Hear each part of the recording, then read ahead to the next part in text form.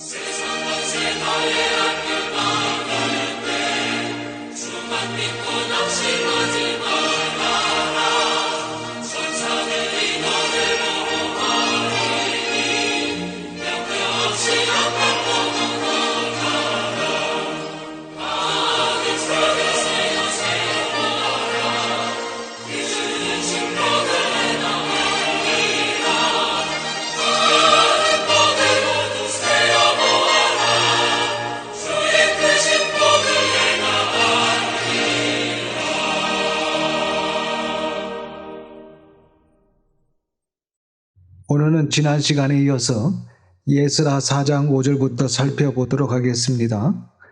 5절 말씀을 보기 전에 먼저 페르시아 제국의 왕들의 이름을 한번 살펴보았으면 합니다.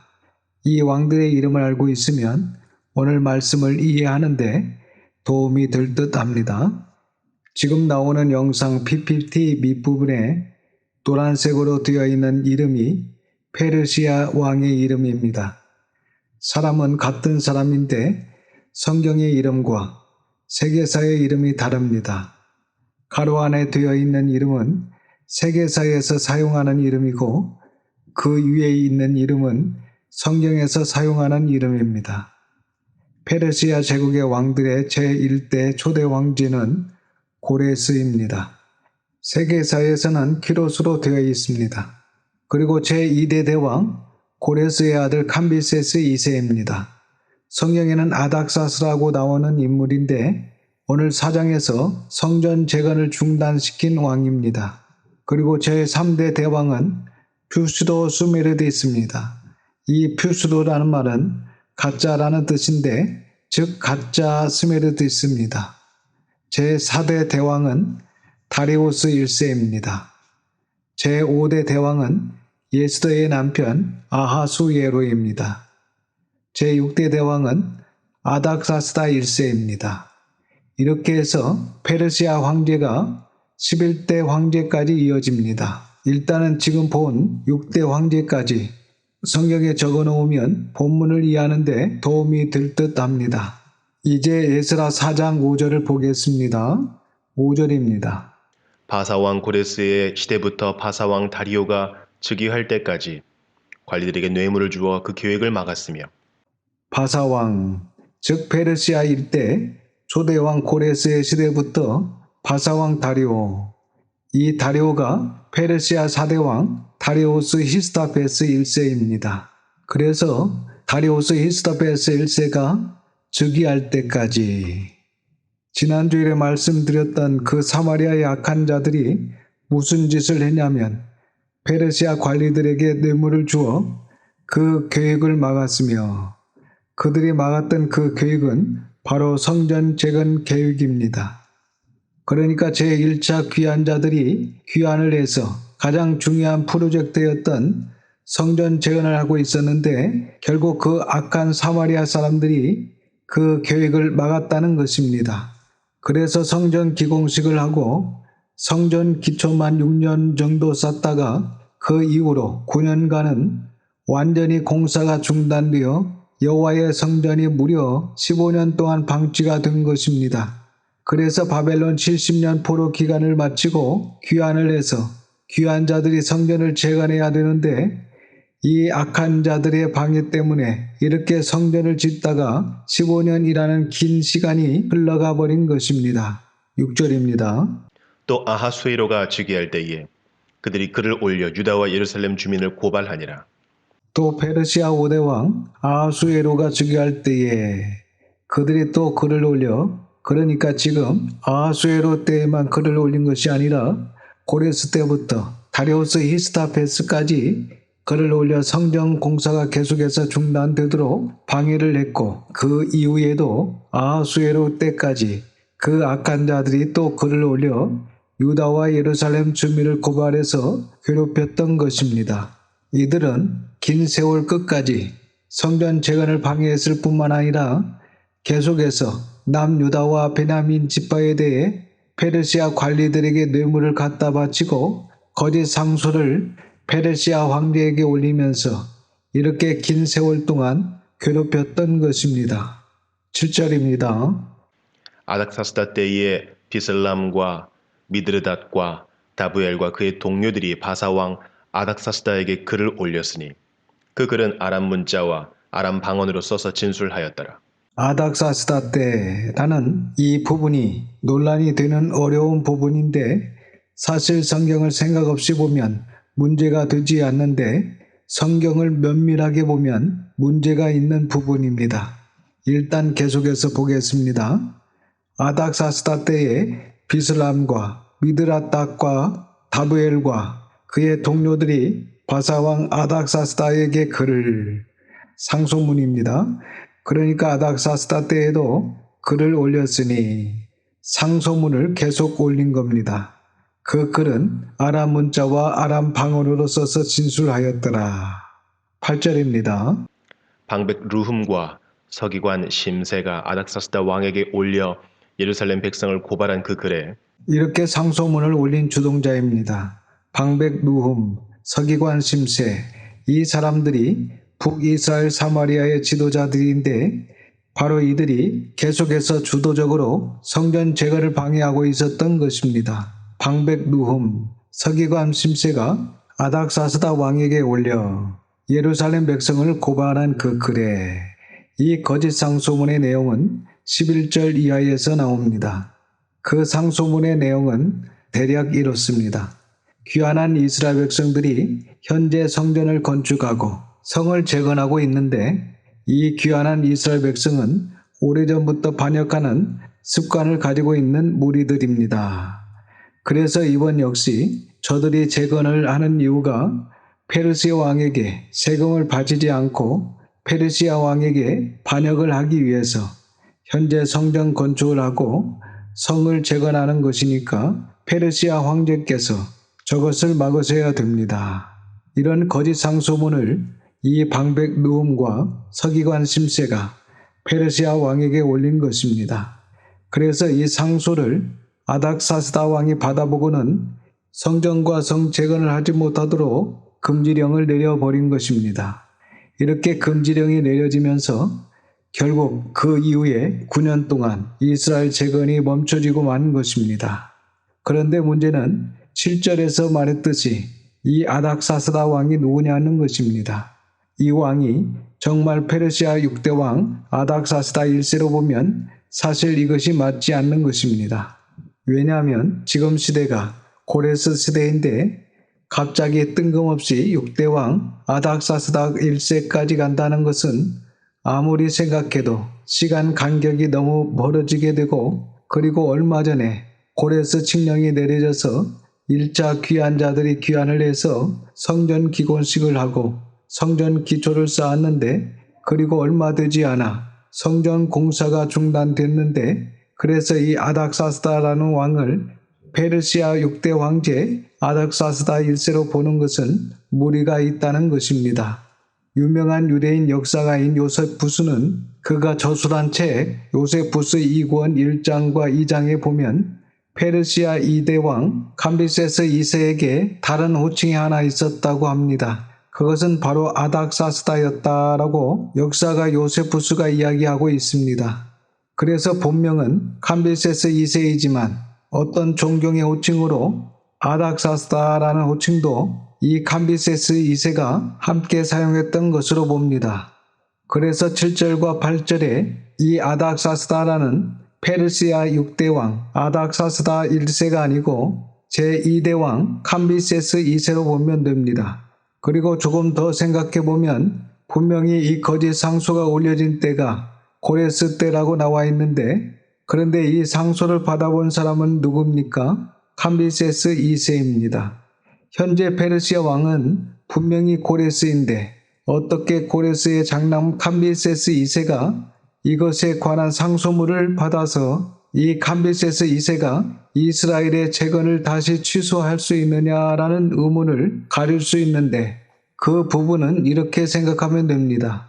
우리나라에서는 익숙지 않는 모습인데 당시 페르시아 황제들은 자신들이 전쟁터에 나갈 때 만약을 대비해서 자신의 아들을 임시왕 형식으로 세워두고 전쟁을 하러 나가는 경우가 많았다고 합니다. 그래서 당시 코레스 시대 때는 페르시아가 나라를 확장하기 시작하는 본격적인 시점이었기 때문에 상당히 전쟁이 많이 일어났던 시대였습니다. 그래서 이 고레스는 아마 나라를 확장하기 위해서 먼 전쟁터에 나가 있었고 본국에는 고레스의 장남인 캄비세스 2세를 임시왕 형식으로 왕의 자리에 앉혀놓은 상태가 아닌가 그렇게 생각해 볼 수 있습니다. 그런 상황 가운데 이 캄비세스 2세가 이 상소문의 문제를 가지고 전쟁터에서 전쟁 중인 아버지 고레스에게 물어볼 수 있는 상황이 아니기 때문에 캄비세스 2세가 재량껏 해결을 했는데 아버지 고레스의 의중을 제대로 파악하지 못하고 이스라엘에 대한 이 문제를 어설프게 아버지 고레스가 했던 고레스 칙령과는 반대로 거짓 상소를 믿고 이스라엘의 성전과 성을 재건하는 것을 막는 명령을 내린 것이 아닌가라고 이렇게 우리가 생각해 볼 수 있는 것입니다. 9절과 10절입니다. 방백 루흠과 서기관 심세와 그의 동료 디나 사람과 아바사 사람과 다블레 사람과 아바세 사람과 아렉 사람과 바벨론 사람과 수산 사람과 대해 사람과 엘람 사람과 그 밖에 백성 곧 존귀한 오스나발이 사마리아 성과 유브라데 강 건너편 다른 땅에 옮겨둔 자들과 함께 고발한다 하였더라. 이렇게 유명한 지도자들 그리고 페르시아 황제에게 인정을 받는 지도자들이 다 함께 힘을 모아서 이스라엘을 고발한 것입니다. 11절입니다. 아닥사스다 왕에게 올린 그 글의 초보는 이러하니 강 건너편에 있는 신하들은 아닥사스다 왕, 즉 고레스의 장남 캄비세스 2세에게 올린 그 글의 조보는 이러하니 이 강은 유브라테스 강입니다. 유브라테스 강 건너편 서쪽에 있는 신하들은 이제 12절부터 16절에는 방백 누움과 서기관 심세가 올린 거짓 상소문의 내용이 나옵니다. 12절과 13절입니다. 왕에게 아뢰나이다. 당신에게서 우리에게로 올라온 유다 사람들이 예루살렘에 이르러 이 패역하고 악한 성읍을 건축하는데 이미 그 기초를 수축하고 성곽을 건축하오니 이제 왕은 아시옵소서. 만일 이 성읍을 건축하고 그 성곽을 완공하면 저 무리가 다시는 조공과 관세와 통행세를 바치지 아니하리니 결국 왕들에게 손해가 되리이다. 이 내용을 보고 캄비세스 2세가 기분이 좋지 않은 것입니다. 14절입니다. 우리가 이제 왕궁에 소금을 먹음으로 왕이 수치당함을 참아보지 못하여 사람을 보내어 왕에게 아뢰오니 페르시아 왕궁의 소금을 먹는다는 것은 페르시아 왕의 은택을 누리고 산다. 이런 뜻을 은유적으로 표현하고 있는 것입니다. 즉 페르시아 왕의 은택을 입음으로 왕이 수치당함을 우리가 참아보지 못하여 사람을 보내어 왕에게 아뢰오니 이렇게 악한 자들이 왕에게 아부를 하는 것입니다. 15절입니다. 왕은 조상들의 사기를 살펴보시면 그 사기에서 이 성읍은 패역한 성읍이라 이로부터 그 중에서 항상 반역하는 일을 행하여 왕들과 각 도의 손해가 된 것을 보시고 아실지라. 이 성읍이 무너짐도 이 때문이니이다. 이 사기라는 것은 주요 역사를 기록한 역사책을 말합니다. 그래서 주요 역사가 기록된 그 역사책을 살펴보시면 이 예루살렘 성읍에 대해서 알게 되실 것입니다.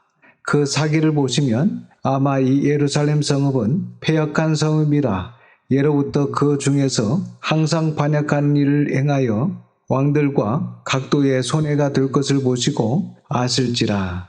이 성읍이 무너짐도 이 때문이니이다. 사실 앞에서 우리가 살펴봤던 것처럼 남유다 마지막 왕이었던 시드기야가 바벨론을 반역해서 무너진 것이 사실입니다. 16절입니다. 이제 감히 왕에게 아뢰오니 이 성읍이 중건되어 성곽이 준공되면 이로 말미암아 왕의 강 건너편 영지가 없어지리이다 하였더라. 현재 감비세스 2세는 아버지 고레스로부터 책임을 부여받고 임시왕 형식으로 나라를 통치하고 있는데 혹시라도 잘못됐다가는 고레스로부터 큰 책망을 받을 수 있지 않습니까? 그래서 이러한 상소가 올라오니까 급하게 문제를 해결하는 것을 볼 수 있습니다. 17절 이하는 그 상소문을 받아본 캄비세스 2세의 반응이 나옵니다. 17절입니다. 왕이 방백 루흠과 서기관 심세와 사마리아에 거주하는 그들 동관들과 강 건너편 다른 땅 백성에게 조서를 내리니 일러스되 너희는 평안할지어다. 왕이 그 상소문을 읽어보고 조서, 명령을 내립니다. 일러스되 너희는 평안할지어다 하면서 캄비세스 2세의 조서 내용이 18절부터 22절까지 나옵니다. 18절로 20절입니다. 너희가 올린 글을 내 앞에서 낭독시키고 명령하여 살펴보니 과연 이 성읍이 예로부터 왕들을 거역하며 그 중에서 항상 패역하고 반역하는 일을 행하였으며 옛적에는 예루살렘을 다스리는 큰 군왕들이 있어서 강 건너편 모든 땅이 그들에게 조공과 관세와 통행세를 다 바쳤도다. 옛적에는 예루살렘을 다스리는 큰 군왕들. 대표적인 큰 군왕은 누구였습니까? 바로 다윗과 솔로몬 왕이었습니다. 큰 군왕들이 있어서 강 건너편 모든 땅이 그들에게 조공과 관세와 통행세를 바쳤도다. 이러한 역사의 내용을 살펴보니까 캄비세스 2세가 걱정이 되고 이 문제를 빨리 해결해야 되겠다라는 마음이 들었던 것입니다. 그들의 반역을 일으킬 뿐만 아니라 또 언제 이렇게 막강한 힘을 가질 민족이 될 수 있기 때문에 신속하게 문제를 해결하려고 합니다. 21절과 22절입니다. 이제 너희는 명령을 전하여 그 사람들에게 공사를 그치게 하여 그 성을 건축하지 못하게 하고 내가 다시 조서 내리기를 기다리라. 너희는 삼가서 이 일에 게으르지 말라. 어찌하여 화를 더하여 왕들에게 손해가 되게 하랴 하였더라. 그래서 결국 고레스의 아들 캄비세스 2세가 고레스 칙령을 어기는 쪽으로 일을 진행합니다. 페르시아 왕들에게 손해가 될 수 없다고 하면서 너희는 예루살렘 성전과 성을 재건하는 데 막으라고 합니다. 여기까지가 캄비세스 2세가 반포한 조서의 내용입니다. 23절입니다. 아닥사스다 왕의 조서 초본이 루흠과 서기관 심세와 그의 동료 앞에서 낭독되매 그들이 예루살렘으로 급히 가서 유다 사람들을 보고 권력으로 억제하여 그 공사를 그치게 하니 아닥사스다 왕 캄비세스 2세의 조서 초본이 느훔과 서기관 심세와 사마리아의 그들과 같은 무리 앞에서 낭독했고 그들이 왕의 명령을 듣고 예루살렘으로 급히 가서 유다 사람들을 보고 권력으로 힘으로 억제하여 그 공사를 그치게 하니 23절의 내용을 보면 공사를 그치게 하는데 굉장한 소란이 있었다는 것을 알 수 있습니다.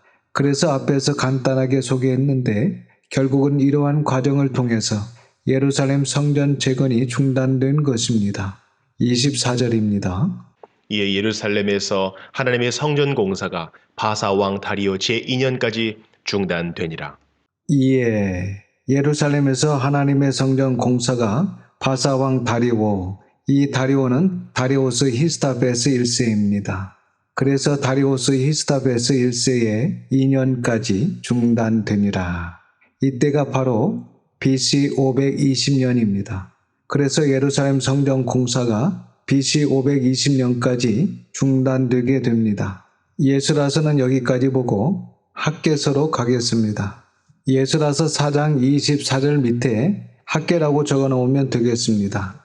우리가 보고 있는 성경이 연대개순으로 되어 있지 않기 때문에 학계는 구약 성경 뒷부분에 있는데 사실 이 성경을 연대기순이 아닌 창세기부터 기록된 순서대로 읽으면 더 헷갈릴 수 있습니다.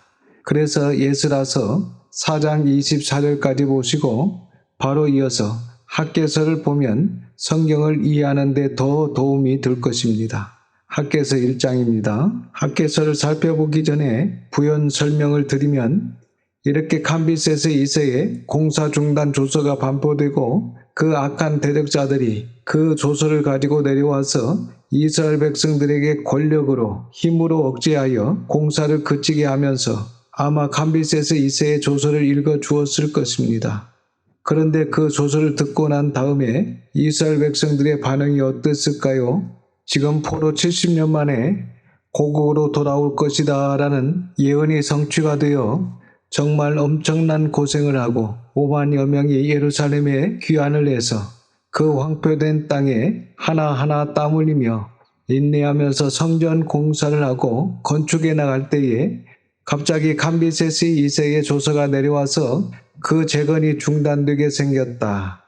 그러면 저와 여러분은 어떻게 하겠습니까?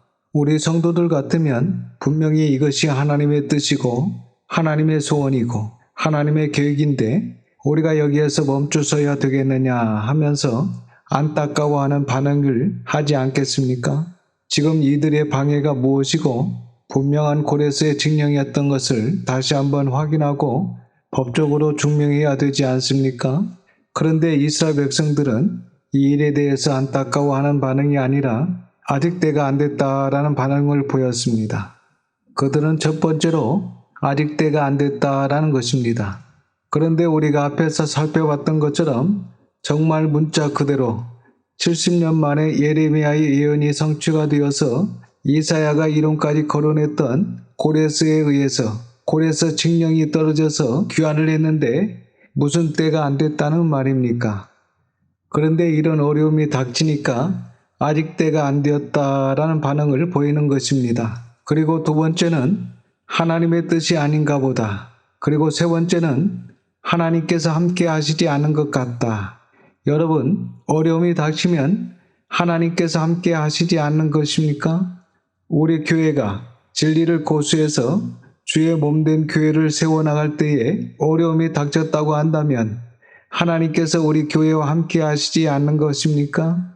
그렇지 않다는 것입니다. 그런데 이스라엘 백성들은 진리를 추구하고 공동체를 재건해 나갈 때에 어려움이 생기니까 당장 하는 말이 하나님께서 우리와 함께 하시지 않은 것 같다. 이런 이야기를 합니다. 귀환한 것도 하나님의 뜻이고 귀환한 타이밍도 하나님의 타이밍이었고 그리고 지금 성전 재건하는 것 역시 하나님께서 가장 원하시는 것으로 진리는 이렇게 분명하고 확실한데도 현장에 부딪혀 보면 그 진리를 정직하게 이해하고 정직하게 적용하는 것이 결코 쉽지 않다는 것을 발견할 수 있습니다.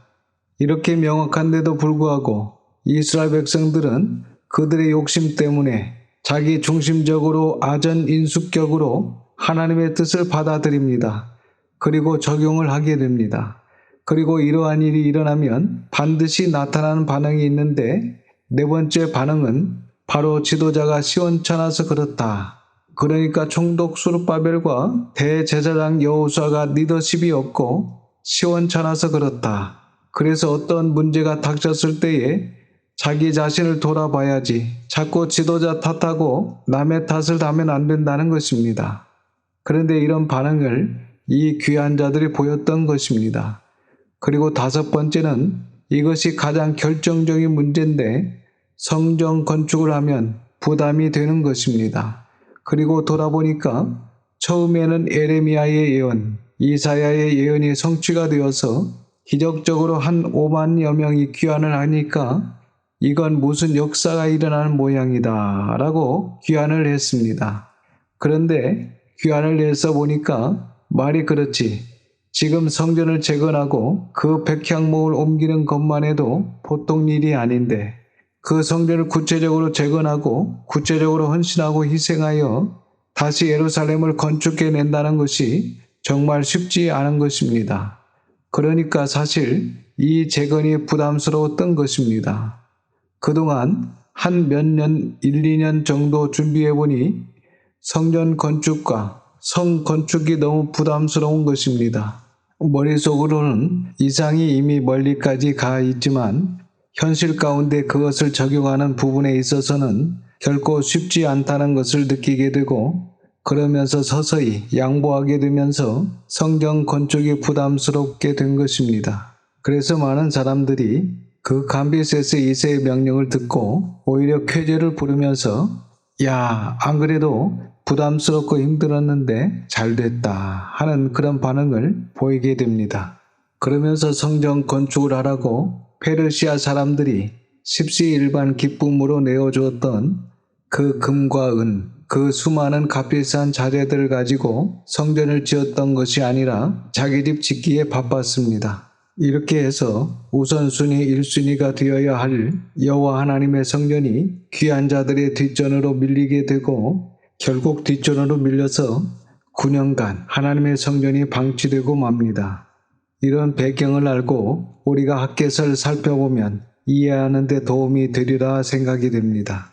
학개서는 구약 성경 중에서 두 번째로 짧은 성경책이 아닌가 싶습니다. 하지만 짧은 성경책이지만 우리에게 많은 교훈을 주고 있는 아주 귀중한 성경책입니다. 학개 선지자는 다니엘과 함께 1차 포로로 끌려갔는지 아니면 에스겔과 함께 2차 포로로 끌려갔는지는 확실치 않지만 바벨론의 포로로 끌려갔다가 제1차 귀환 때 예루살렘으로 돌아온 것은 확실합니다. 그래서 우리가 학개 선지자의 나이를 계산해 보면 학개 선지자가 한 10살 때 바벨론으로 끌려갔다면 바벨론 포로 70년 기간을 더하면 80세, 거기에다가 성전 건축하다가 15년 동안 중단되었으니까 현재 학개 선지자의 나이가 95세, 약 100세에 가까운 민족의 어르신이라고 볼 수 있습니다. 성전 공사가 유대인 역사가인 요세푸스 말로는 6년 동안 공사하다가 방해자의 방해로 9년 정도 공사하지 못했다고 하니까 약 15년 가까이 여호와 하나님의 성전이 중단되고 방치되어 있었습니다. 그것을 보시는 하나님의 마음이 얼마나 상하셨겠습니까? 그때의 민족의 어르신이신 학개 선지자께서 하나님의 상한 심령을 그대로 가슴에 품고 여호와 하나님의 성전을 어떻게 저렇게 15년 동안 방치할 수 있느냐라고 백성들을 향해서 호통을 치며 설교를 하시는 내용이 학개서의 내용입니다. 이제 학개서 본문을 보겠습니다. 학개서 1장 1절입니다. 다리오 왕 제2년 여섯째 달 곧 그 달 초하루에 여호와의 말씀이 선지자 학개로 말미암아 스알디엘의 아들 유다 총독 수룹바벨과 여호사닥의 아들 대제사장 여호수아에게 임하니라. 이르시되 다리오 왕 제2년 이 다리오가 바로 다리우스 히스다베스 1세입니다. 그러니까 다리오 왕 제2년은 앞에서 말씀드렸듯이 BC 520년입니다. 학개 선지자를 통해서 주시는 말씀이 물론 제1자 귀환자 5만여 명에게 주신 말씀이지만 이들의 대표가 총독 수룹바벨과 대제사장 여호수아니까 이들에게 주시는 말씀이라고 하는 것입니다. 2절입니다. 만군의 여호와가 이같이 말하여 이르노라. 이 백성이 말하기를 여호와의 전을 건축할 시기가 이르지 아니하였다 하느니라. 이 백성이 말하기를 여호와의 전을 건축할 시기가 이르지 아니하였다 하느니라. 지금 하나님께서 백성들에게 어떻게 이런 반응을 보일 수 있느냐는 것입니다. 그동안 그렇게 놀라운 섭리와 그 놀라운 타이밍과 하나님의 그 놀라운 준비하심을 다 보여주셔서 그러한 것들을 다 경험하면서 귀환했는데도 불구하고 이 백성들이 말하기를 여호와의 전을 건축할 때가 이르지 아니하였다라고 백성들이 말하고 있다는 것입니다. 3절과 4절입니다. 여호와의 말씀이 선지자 학기에게 임하여 이르시되 이 성전이 황폐하였거늘 너희가 이때에 판벽한 집에 거주하는 것이 옳으냐? 이 성전, 하나님의 성전이 황폐하였거늘 너희가 이때에 판벽한 집에 거주하는 것이 옳으냐? 지금 옳다는 말입니까? 틀렸다는 말입니까? 하나님께서 옳지 않다고 말씀하시는 것입니다. 판벽한이라는 말은 사판이라고 하는 말인데 이것은 지붕과 벽을 완벽하게 갖춘, 그러니까 유대인들은 유급하면 지붕은 없고 바람막이만 해가지고 위에 나무 작대기 몇 개를 걸쳐가지고 그렇게 삽니다. 그런데 이들은 완전히 지붕까지 갖춘 덮개를 제대로 덮은 집에 사는 것입니다. 하나님의 집은 황무하게 해놓고 자기들은 완벽하게 잘 갖추어지고 화려한 집에 살면 그 양심이 평안하냐? 이렇게 묻는 것입니다. 그리해도 되겠느냐라는 것입니다. 그러니까 여호와 하나님의 성전은 마치 유령 건물과 같이 방치된 상태로 황폐해져 있는데 반면에 자신들의 집은 잘 갖추어지고 화려하게 지어져 있었다는 것입니다. 어떻습니까? 지금 우선순위가 잘못되어 있지 않습니까? 5절입니다. 그러므로 이제 만군의 여호와가 이같이 말하노니 너희는 너희의 행위를 살필지니라. 이 말씀은 총독 수룹바벨과 대제사장 여호사를 탓하지 말고 또 하나님의 시기가 되지 않았다, 때가 되지 않았다, 이런 근거 없는 이야기를 하지 말고 너희는 너희 행위를 한번 살펴봐라. 즉, 너 자신을 한번 살펴봐라. 이런 말씀을 하시는 것입니다. 여러분, 이렇게 여호와 하나님의 성전을 황폐히 방치해 놓고 자신들의 집을 잘 갖추고 화려하게 만들어 놓았으면 그 귀한 자들의 인생이 그 화려한 집과 자기를 향한 배려로 그들이 행복해야 되지 않습니까? 그런데 6절 이하의 말씀을 보면 그렇지 않았다고 이야기하고 있습니다. 보겠습니다. 우선순위가 잘못되어 있으니까 어떤 결과가 일어났는지. 6절입니다. 너희가 많이 뿌릴지라도 수확이 적으며 먹을지라도 배부르지 못하며 마실지라도 흡족하지 못하며 입어도 따뜻하지 못하며 일꾼이 삭슬 받아도 그것을 구멍 뚫어진 전대에 넣음이 되느니라. 하나님의 성전을 15년 동안 방치한 상태로 두었을 때 이러한 일이 있었다는 것입니다. 너희가 많이 뿌리지라도 수확이 적으며 먹을지라도 배부르지 못하며 마실지라도 흡족하지 못하며 입어도 따뜻하지 못하며 일꾼이 싹을 받아도 그것을 구멍 뚫어진 전대에 넣음이 되느니라. 여러분, 우리도 하나님의 품을 떠나면 아무리 연봉이 높고 안락하고 평안한 삶을 산다 해도 그것이 좋은지 모르게 된다는 것입니다. 이 모든 것이 헛것이 된다는 말씀입니다. 7절입니다. 만군의 여호와가 말하노니 너희는 자기의 행위를 살필지니라. 다시 한번 더 반복하십니다. 너희는 자기 행위를 살필지니라. 즉, 남의 티를 보지 말고 자기 자신 안에 있는 들보를 발견해라. 어떤 큰 문제가 발생했을 때에 그래도 진리 가운데 서 있는 분들은 내 탓입니다. 제가 부족해서 그렇습니다. 제가 잘못한 것입니다. 이런 반응이 일어납니다. 바로 이러한 것을 하나님께서 요구하시는 것입니다. 자기 행위를 살필지니라. 이것을 우리가 의역을 하면 바로 하나님께서 지금 원하시는 것이 우선순위를 바르게 하라는 것입니다. 그러니까 우선순위를 바르게 하는 것이 행위를 살피는 것입니다. 아무리 눈물을 흘리고 반성을 하고 지난날 내가 잘못했구나 하고 인식만 해서는 안 된다는 것입니다. 실제로 우선순위를 바르게 고쳐야 하는 것입니다. 8절입니다. 너희는 산에 올라가서 나무를 가져다가 성전을 건축하라. 그리하면 내가 그것으로 말미암아 기뻐하고 또 영광을 얻으리라. 여호와가 말하였느니라. 너희는 산에 올라가서 나무를 가져다가 성전을 건축하라.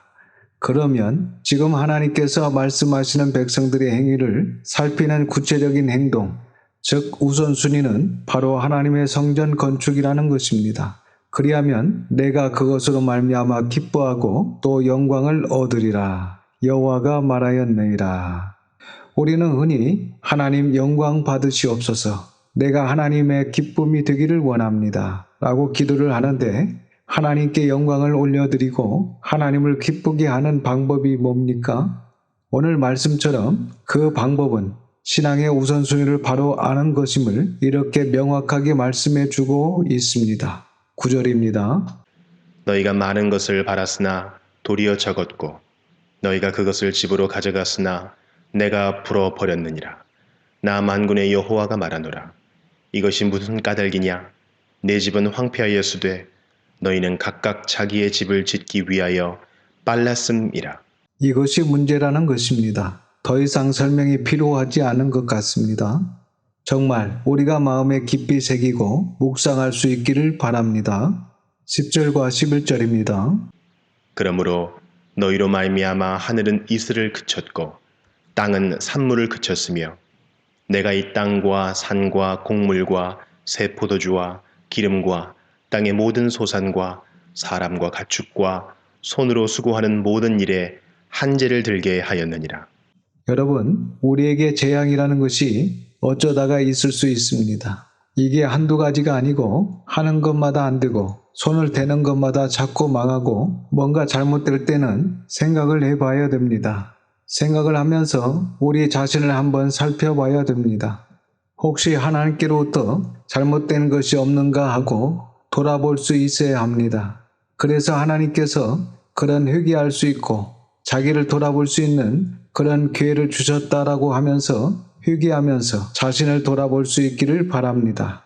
그래서 이렇게 재앙을 내리신 이유가 결국은 우선순위를 바르게 하지 않았기 때문에 특별히 그 우선순위의 제1우선순위인 여호와 하나님의 성전을 건축하는 것이 뒤로 미루어졌기 때문이라고 말씀하시는 것입니다.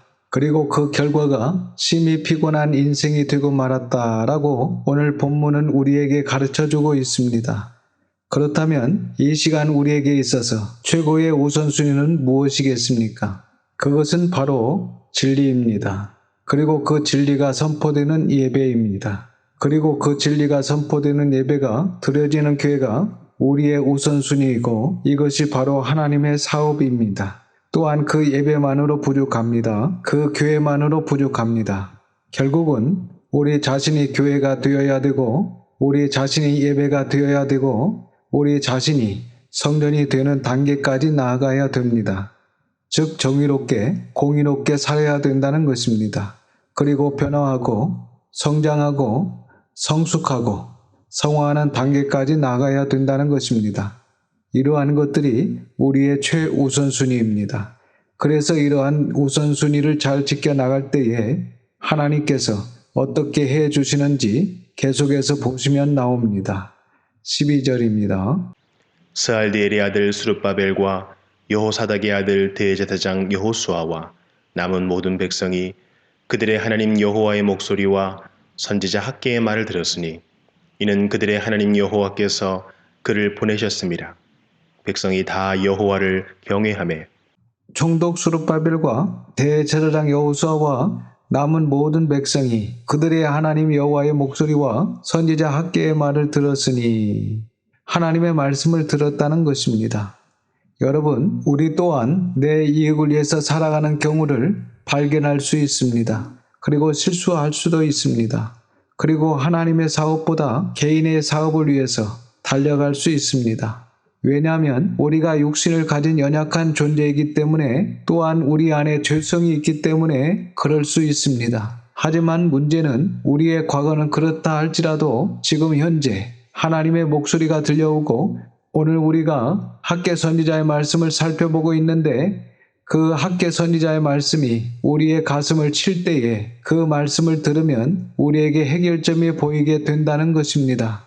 여호와의 목소리와 학개의 말을 들었으니 이는 그들의 하나님 여호와께서 학개를 보내셨습니다. 백성이 다 여호와를 경외하며 이렇게 하나님의 말씀을 진정으로 들으면 하나님을 두려워하는 것입니다. 오늘날 우리도 동일하게 선포하시는 하나님의 말씀을 경청할 때에 그리고 그 말씀 앞에 우리가 다시 한번 여호와 하나님을 경외함을 회복할 때에 우리의 진정한 회복이 시작되는 것입니다. 13절입니다. 그때 여호와의 사자 학개가 여호와의 위임을 받아 백성에게 말하여 이르되 여호와가 말하노니 내가 너희와 함께 하노라 하니라. 여호와가 말하노니 내가 너희와 함께 하노라. 앞에서도 말했듯이 하나님께서 함께 하셔도 환난이 있고 핍박이 있고 어려움이 있습니다. 그래서 우리가 진리를 추구하다가 조금 어려움이 닥치고 난관에 부딪히면 낙심을 하고 포기하면서 하나님께서 우리와 함께 하시지 않은 것 같다 라고 의심하고 포기하면 안 된다는 것입니다. 14절과 15절입니다. 여호와께서 스알디엘의 아들 유다 총독 스룹바벨의 마음과 여호사닥의 아들 대제사장 여호수아의 마음과 남은 모든 백성의 마음을 감동시키심에 그들이 와서 만군의 여호와 그들의 하나님의 전 공사를 하였으니 그때는 다리오 왕 제2년 여섯째 달 24일이었더라. 이 말씀은 중단된 성전 공사를 다리오 왕 제2년, 즉 다리오 히스다페스 제2년 BC 520년 6월 24일에 다시 재개하였다는 말씀입니다. 이렇게 하여 총독 수룹바벨과 대제사장 여호수아 그리고 모든 백성들이 하나님과 하나님께서 보내신 선지자 학개의 말을 진정으로 듣고 회개하며 하나님을 경외하게 됩니다. 그리고 그들의 우선순위를 바르게 하여 다시 성전 공사를 시작하게 되었습니다. 우리도 이 시간 말씀을 통하여 동일하게 선포하시는 하나님의 말씀을 경청할 때에 그리고 그 말씀 앞에 우리가 다시 한번 여호와 하나님을 경외함을 회복할 때에 우리의 진정한 회복이 시작되는 것을 반드시 믿으시고 신앙의 우선순위를 바르게 하여 두렵고 떨림으로 온전하신 하나님의 뜻을 이루는 또한 늘 성화의 구원을 이루어가는 믿음의 사람들이 다 되시기를 주님의 이름으로 축원합니다. 기도하겠습니다. 내 집은 황폐하였으되 너희는 각각 자기의 집을 짓기 위하여 빨랐음이라. 아버지 하나님, 하나님의 진리의 말씀이 이론적으로는 분명히 이해가 되었고 그리고 안다고 생각을 했는데 현실 가운데 저희가 막상 부딪혀 보니 여전히 자기의 집 짓기에 빠른 우리의 연약한 모습을 발견하게 됩니다. 그리하여 이 시간 다시 한번 학계 선지자의 엄중한 경고의 말씀 앞에 온전히 깨닫고 회개하고 반성하게 됩니다. 자신의 집 짓기 위하여 자신의 일을 위해서 자신의 이익 때문에 하나님의 역사가 소외되고 하나님의 거룩한 일이 소외되고 하나님의 심정이 소외되고 하나님의 소원이 묵살되지는 않았는지 이 시간 다시 한번 돌아보게 하시고 이 말씀 앞에 우리가 결단하고 회개하여서 여호와 하나님 경외함을 회복하는 저희들이 다 될 수 있도록 은혜를 내려 주시옵소서. 그리하여 우리의 이 진정한 신앙 회복을 통하여 신앙의 우선순위를 바로 알고 바로 세워 두렵고 떨림으로 온전하신 아버지 하나님의 뜻을 이루는 또한 늘 성화 구원을 이루어가는 믿음의 사람들이 다 되게 해 주시옵소서. 이번 한 주간도 아버지 하나님의 선한 손의 도우심을 믿고 감사드리오며 우리 구주 예수님의 이름으로 기도드립니다. 아멘. 지금은 우리 구주 예수 그리스도의 은혜와 아버지 하나님의 그 넓으신 사랑하심과 성령님의 감화감동 역사 충만 교통 위로하심이 여호와 하나님의 말씀을 듣고 회개하여 여호와 하나님의 뜻을 이루어갔던 귀환한 백성들처럼 늘 하나님의 말씀을 읽고 공부하며 하나님의 말씀을 듣고 아버지 하나님의 마음을 깊이 알아 아버지 하나님의 뜻을 이루기 위해 준비하고 살아가는 우리 모든 성도들과 자녀와 가정 위에 함께 하시기를 우리 구주 예수 그리스도의 이름으로 축원하옵나이다. 아멘.